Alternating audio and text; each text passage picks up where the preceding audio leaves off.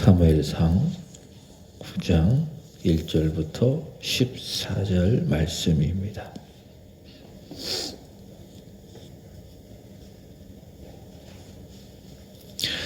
베냐민 지파에 기스라 이름하는 유력한 사람이 있으니 그는 아비엘의 아들이요 스롤의 손자요 베고랏의 증손이요 아비하의 손손이며 베냐민 사람이더라. 기스에게 아들이 있으니 그의 이름은 사울이요 준수한 소년이라. 이스라엘 자손 중에 그보다 더 준수한 자가 없고 키는 모든 백성보다 어깨 위만큼 컸더라. 사울의 아버지 기스가 암나기들을 잃고 그의 아들 사울에게 이르되 너는 일어나 한 사환을 데리고 가서 암나기들을 찾으라 하매 그가 에브라임 산지와 살리사 땅으로 두루 다녀 보았으나 찾지 못하고 살림 땅으로 두루 다녀 보았으나 그곳에는 없었고 베냐민 사람의 땅으로 두루 다녀 보았으나 찾지 못하니라. 그들이 숲 땅에 이른 때에 사울이 함께 가던 사마에게 이르되 돌아가자. 내 아버지께서 암나기 생각은 고사하고 우리를 위하여 걱정하실까 두려워하노라 하리. 그가 대답하되 보소서 이 성읍이 하나님의 사람이 있는데 존경을 받는 사람이라. 그가 말한 것은 반드시 다 응하나니 그리로 가사이다. 그가 혹 우리가 갈 길을 가르쳐 줄까 하나이다 하는지라. 사울이 그의 사원에게 이르되 우리가 가면 그 사람에게 무엇을 드리겠느냐. 우리 주머니에 먹을 것이 다하였으니 하나님의 사람에게 드릴 예물이 없도다. 무엇이 있느냐 하니 사원이 사울에게 다시 대답하여 이르되 보소서 내 손에 은 한 세겔의 4분의 1이 있으니 하나님의 사람에게 드려 우리 길을 가르쳐 달라 하겠나이다 하더라. 옛적 이스라엘 사람이 하나님께 가서 물으려 하면 말하기를 선견자에게로 가자 하였으니 지금은 선지자라 하는 자를 옛적에는 선견자라 일컬었더라. 사울이 그의 사원에게 이르되 내 말이 옳다 가자 하고 그들이 하나님의 사람이 있는 성읍으로 가니라. 그들이 성읍을 향한 비탈길로 올라가다가 물 기르러 나오는 송녀들을 만나 그들에게 묻되 선견자가 여기 있느냐 하니 그들이 대답하여 이르되 있나이다. 보소서 그가 당신보다 앞서 갔으니 빨리 가소서. 백성이 오늘 산당에서 제사를 드리므로 그가 오늘 성읍에서 들어오셨나이다. 당신들이 성읍으로 들어가면 그가 먹으러 산당에 올라가기 전에 곧 만나리이다. 그가 오기 전에는 백성이 먹지 아니하나니 이는 그가 제물을 축사한 후에야 청함을 받은 자가 먹음이니이다. 그러므로 지금 올라가소서 곧 그를 만나리이다 하는지라. 그들이 성읍으로 올라가서 그리로 들어갈 때에 사무엘이 마침 산당으로 올라가려고 마주 나오더라. 아멘. 이번 주일 전했던 말씀 중 맨 마지막의 내용을 기억하실 것입니다. 제가 선택으로 바꾸었는데 원래는 만남입니다. 인생의 방황이라고 하는 것은 예수님을 만나면 끝이 나고 신앙의 방황이라고 하는 것은 좋은 교회를 만나면 끝이 난다. 그래서 우리 인생 중에 만남이 참 중요합니다. 첫 번째로는 나의 구주, 나의 하나님, 나를 위해서 십자가 지신, 나를 살려주신 예수님을 믿어 그분을 만나는 것이 가장 중요하고 두 번째로는 그 예수님을 믿고 나의 신앙을 세워줄 좋은 교회를 만나는 것이 참 중요하다. 여기 계신 분들은 예수님을 만나셨고 또 믿습니다. 좋은 교회를 만나셨다. 그래서 방황할 필요 없고 이제는 예수님을 바라보고 교회를 잘 섬기며 믿음을 갖고 하나님의 나라를 향하여 가시면 되는 겁니다. 그런데 우리는 믿습니다. 그 만남은요, 내가 예수님을 만났고 또 교회를 만난 이 만남은 우연도 아니고 또 내 바람도 아니다. 그래서 오래전 이 노사연 씨가 불렀던 만남이라고 하는 노래가 있죠. 이 만남은 절대로 성경적일 수가 없습니다. 그냥 좋은 대중가요에 불과하죠. 이런 가사가 있습니다. 우리 만남은 우연이 아니야. 여기까지만 했다면 괜찮을 텐데 그 다음입니다. 그것은 우리의 바램이었어. 이렇게 이야기하고 있습니다. 이렇게 노래하고 있습니다. 이것은 아닙니다. 우리 만남은 우연이 아니라 무엇입니까? 하나님의 섭니다. 우리의 만남은 우연이 아니라 하나님의 섭니다. 그래서 내가 예수님을 만난 것은 하나님의 섭니다. 내가 세한교회를 만난 것은 우연이 아니라 또 우리 바람도 아니라 무엇입니까? 만세전에 창세전에 계획하신 하나님 아버지의 섭니다. 그래서 하나님의 섭리 속에 내가 예수님을 만났고 그래서 예수님을 믿게 되었고 하나님의 섭리 속에 이 주변만 해도 얼마나 많은 교회들이 있습니까? 내가 세한교회를 만났고 또 여기서 예배드리며 은혜 받고 그죠? 또 우리 성도들을 만났고 다 무엇인가? 하나님의 섭니다. 그래서 우리는 감사하고 또 만족하며 살아갈 수가 있는 겁니다. 이 만남에 대하여서.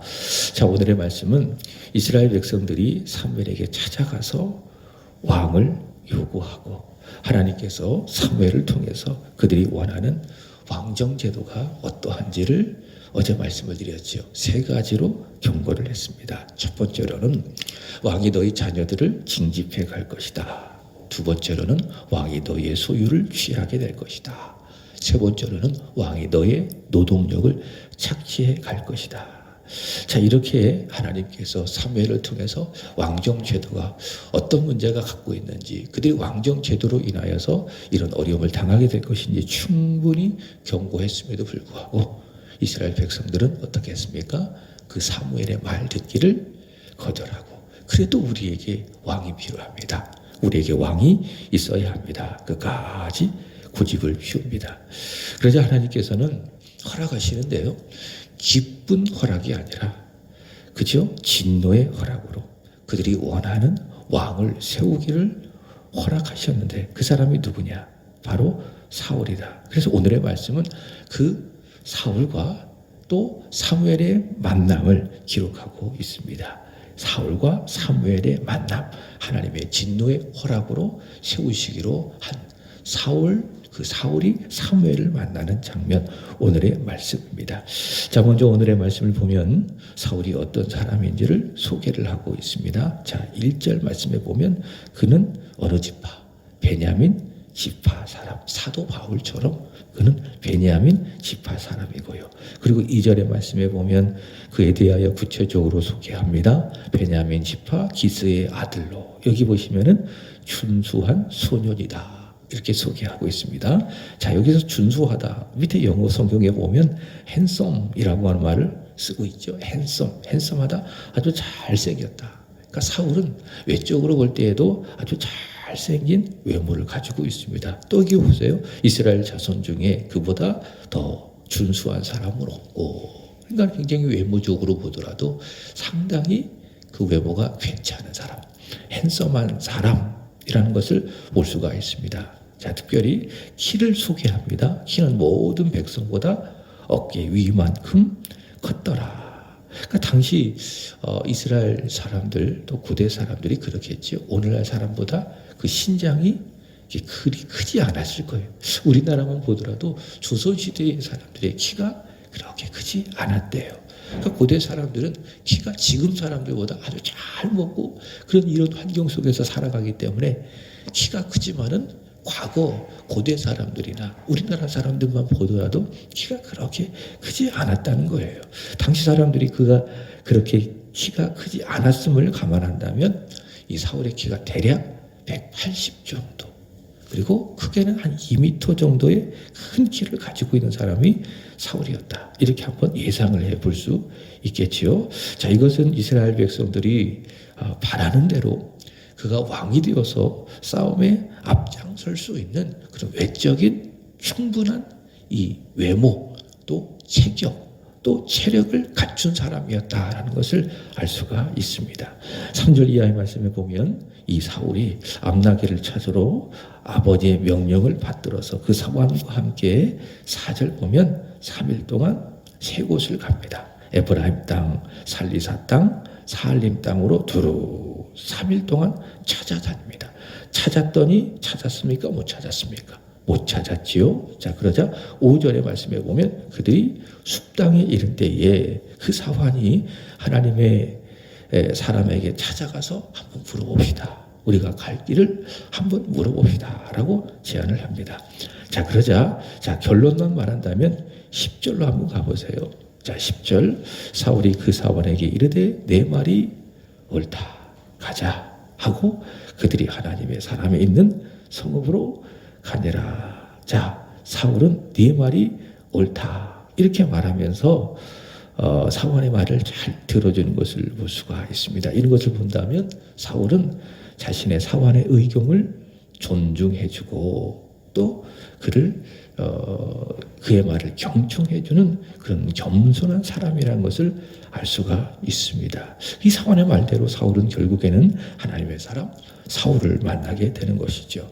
자, 이런 것만 보더라도 자, 네 말이 옳다. 이렇게 사환의 말을 잘 들어주고 또 의견을 경청하고 존중해주는 사람, 이 사람이 사울이다. 그만큼 사울은 이때까지는 겸손한 사람이었다라는 것을 알 수가 있습니다.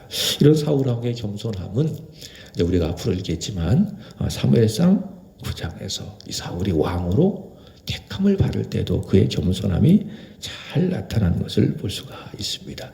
여러분, 이런 겸손함, 상대방의 의견을 잘 들어주고 존중해주고 경청해주고 오늘 사울이 사환에게 말한 것처럼 네 말이 옳도다. 당신의 말이 옳습니다. 라고 말해주는 것이 이게 사실 쉽지가 않습니다. 특별히 상대방이 오늘 사울처럼 나보다 낮은 지위의 사람이라면 나보다 지위가 낮은 사람이라면 어떤 일에 있어서 그죠? 상대방의 의견을 내가 잘 들어주고 경청해주고 그 의견을 존중해주는 것이 결코 쉽지가 않다라는 겁니다. 다시 말한다면 겸손해지기가 쉽지가 않다. 이전에 우리가 묵상했던 말씀의 본문이 야고보서죠. 야고보서 1장. 야고보서가 참 좋습니다. 믿음에 대하여 또 그 믿음의 결과, 열매인 행함에 대하여. 지난주 수요일에 말씀을 드렸죠. 그 행함을 다른 말로 이야기한다면 선행이라고 이야기할 수가 있는데 그 선행을 해야 되는 이유는 세 가지입니다. 첫 번째로는 그 선행을 통해서 위로 볼 때 하나님께 영광이 되어지고 두 번째로 내 자신을 향하여서는 내가 구원받은 사람이로구나 라고 하는 확신을 갖게 하고 그리고 다른 사람들 특별히 믿지 않는 그 사람들을 향하여서 이 선행은 복음을 전하는 통로가 될 수 있기 때문에 우리는 반드시 예수를 바로 믿었다면 잘 믿었다면 선행 착한 행실이라고 하는 열매가 있어야 된다. 야고보가 그것을 말하고 있지 않겠습니까? 야고보는 믿음에 있어서 반드시 행함 순종, 선행의 열매가 있어야 된다. 이게 야고보서의 주제라고 하는 거예요. 자, 야고보서 1장 19절, 20절의 말씀에 보면 야고보가 믿음의 선행, 믿음의 열매 중에 이렇게 이야기했습니다. 듣기. 그 다음에 두 번째는 말하기. 이게 보통 사람들과의 관계 속에서 우리가 하는 교제잖아요. 그러니까 들어주는 것이 있고, 그 다음에 말해주는 것이 있고, 이게 사람들과 하는 교제입니다. 그러니까 커피 한 잔을 마시더라도, 상대방과 대화를 하더라도, 이게 두 개가 기본이에요. 듣기, 그 다음에 말하기. 야고보가 말합니다. 야고보서 1장 19절에서 20절까지. 자, 듣기는 뭐하고? 속히 하고. 그러니까 듣는 일에는 빨리 하라. 그 다음에 더디할 것이 있어요. 그것이 무엇입니까? 말하기. 그러니까 상대방과 교제할 때에 듣기는 속히 하고 그 다음에 말하기는 더디하라. 이것이 무엇인가 하면은 상대방의 의견을 내가 존중해 주는 것이고 경청해 주는 것이고 이것이 겸손의 모습이 아닌가라고 하는 겁니다. 그래서 저도 이렇게 앞에서 말씀을 전할 때는 대부분 말하는 겁니다. 근데 여러분들 듣는 거잖아요. 근데 강단을 내려오면은 웬만하면은 이 성도들의 의견을 들어주려고 노력할 때가 많이 있습니다. 그러나 또 이 설교를 하는 사람이다 보니까는 듣는 거에 이렇게 더디하고 또 말하는 거에 속히 하는 제 모습을 볼 때가 많이 있어요. 자, 어쨌든 사람들과의 교제 속에서 가장 중요한 것이 무엇인가 하면 듣기는 속히 하고 말하기는 더디하는 것. 이것이 바로 겸손이다. 겸손이다.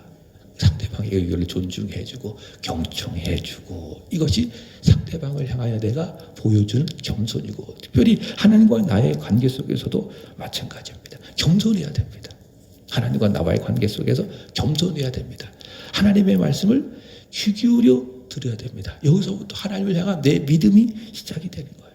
하나님의 말씀을 겸손히 듣고 하나님의 말씀을 존중한 것을 넘어 순종하고, 이것이 무엇이냐? 하나님이 기뻐하시는 겸손이다라는 겁니다. 그리고 하나님께서는 그렇게 말씀을 잘 듣고 하나님의 말씀을 경청하고, 경청을 넘어서 들은 하나님의 말씀을 내 손을 움직이고 발을 움직이고 내 몸을 움직여서 순종하는 바로 그 사람에게 은혜를 주시는 것이죠. 자, 왕이 되기 전에 사울은 어떤 사람이었는가? 아랫사람 사울의 말을 잘 들어주는, 그의 의견을 경청하고 존중해주는 그런 사람이었다. 그게 10절 말씀 아니겠어요? 사울이 그 사원에게 이르되 네 말이 옳다. 자, 오늘 하루도 내가 만나는 사람들에게 말씀을 잘 들어주시기를 바랍니다. 아, 집사님 말씀이 옳으네요. 아, 믿지 않는 사람이라면 당신의 말이 옳네요. 당신의 생각이 제 생각보다 훨씬 더 좋으네요. 이렇게 상대방을 존중해주는 그런 겸손한 모습으로 살아가기를 주 예수 그리스도의 이름으로 축복합니다. 자, 사원의 말을 잘 들은 겸손한 사울은 이제 드디어 하나님의 섭리로 누구를 만납니까? 하나님의 사람 사무엘을 만나게 됩니다. 자, 서론의 말씀을 드렸어요. 이 만남은 우연이 아니라 무엇입니까? 하나님의 섭리라. 자, 만남은 모든 것이 다 그래요. 성경에 있는 모든 만남은 다 그래요. 우연이 아니라 하나님의 섭리라. 그래서 여러분의 머릿속에 만남은 꼭 그렇게 기억하세요. 만남은 우연이 아니라 하나님의 섭리다. 자, 하나님의 사람 사무엘이 사울을 만납니다. 거기에는 하나님의 섭리가 있습니다. 자, 더 큰 그림으로 본다면은 어떻게까지 이해할 수가 있느냐? 그 하나님의 사람 사무엘을 소개하는 여기 11절의 말씀에 보면 보세요. 성읍을 향한 비탈길로 올라가다가 누구를 만납니까? 물을 기르러 나오는 소녀들을 이 사울이 만나게 되죠. 이것도 무엇입니까? 우연이 아니라 거기에는 하나님의 섭리가 있다. 그러니까 사무엘을 소개하는 그 소녀들을 사울이 만나게 되어지는데 이것조차도 무엇이라고요? 하나님의 섭리라. 저는 믿습니다. 오늘 저와 여러분들이 이렇게 만나잖아요. 얼굴을 뵙고 얼굴을 만나잖아요. 시간이 되었기 때문에 만나는 그런 만남이 아니라 우리는 믿는 거예요. 오늘 말씀을 듣고 있다면 이것은 무엇입니까?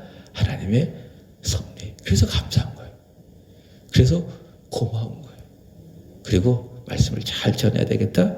마음속에 듣게 되어지는 것이지요. 그리고 여러분들도 저와 여러분의 이러한 만남이 우연이 아니라 하나님의 섭리임을 믿기 때문에 이 시간 말씀을 잘 듣고 말씀을 마음에 새기고 하나님께 기도하는 것이 아니겠습니까?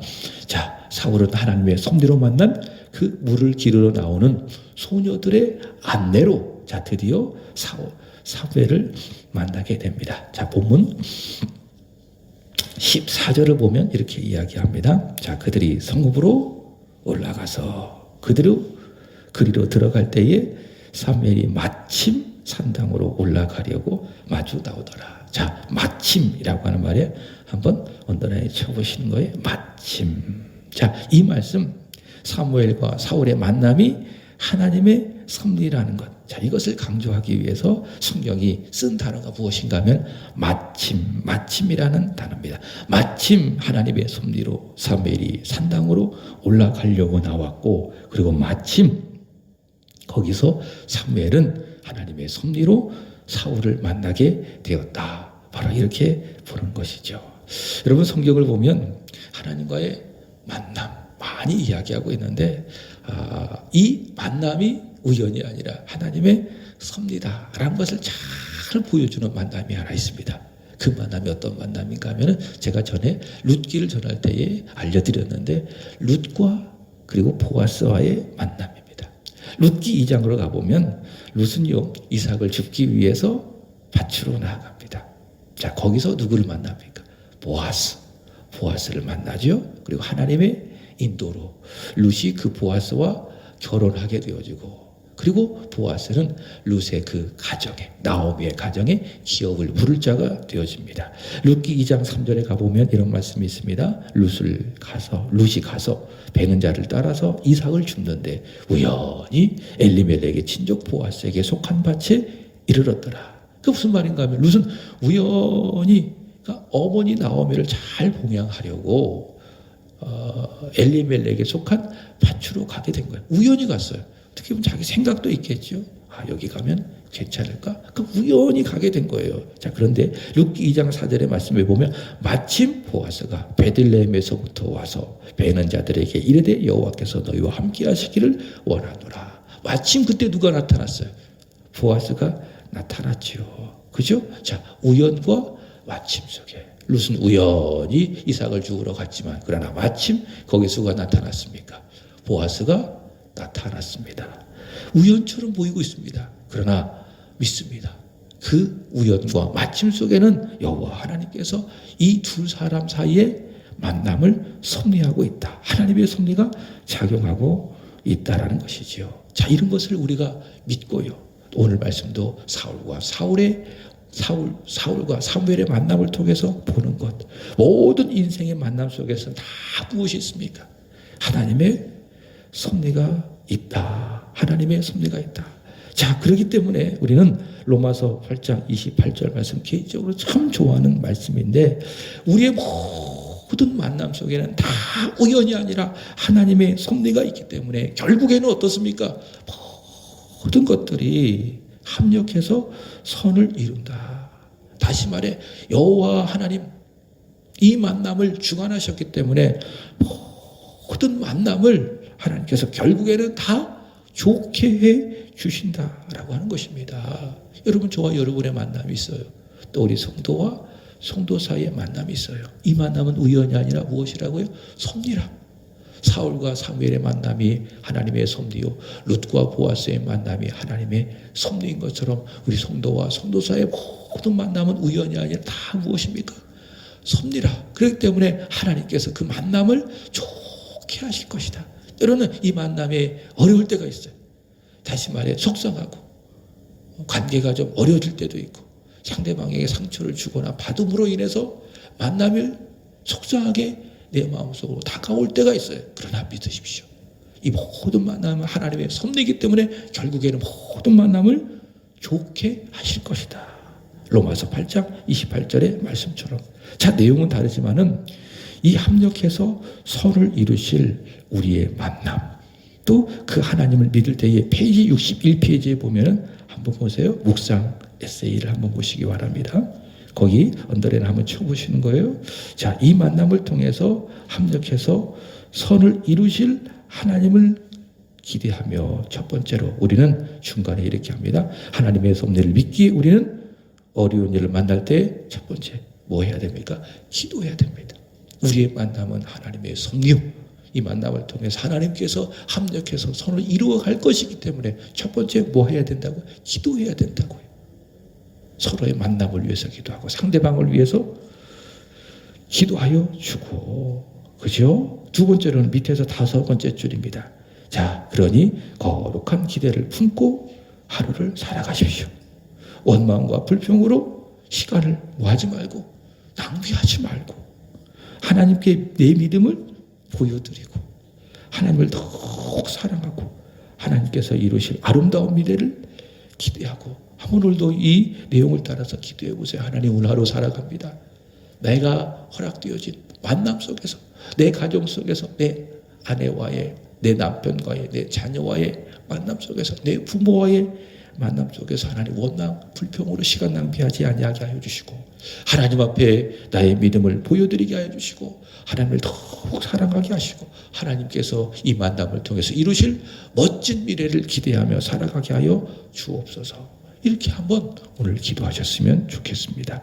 자, 사울과 사무엘의 만남 무엇입니까? 우연이 아니라 하나님의 섭리라. 여러분, 새한교회와의 만남, 성도와 성도와의 만남, 저와 여러분의 만남 우연이 아니라 무엇입니까? 하나님의 섭리라. 이 믿음을 굳게 하고 서로를 위해서 기도하고 축복하고 합력해서 이 만남을 통해서 서로를 이루실 하나님의 역사를 기대하고 감사하고 기도하고 기뻐하고 살아가는 오늘 하루 저와 여러분이 되기를 우리 주 예수 그리스도의 이름으로 축복합니다. 기도드리겠습니다.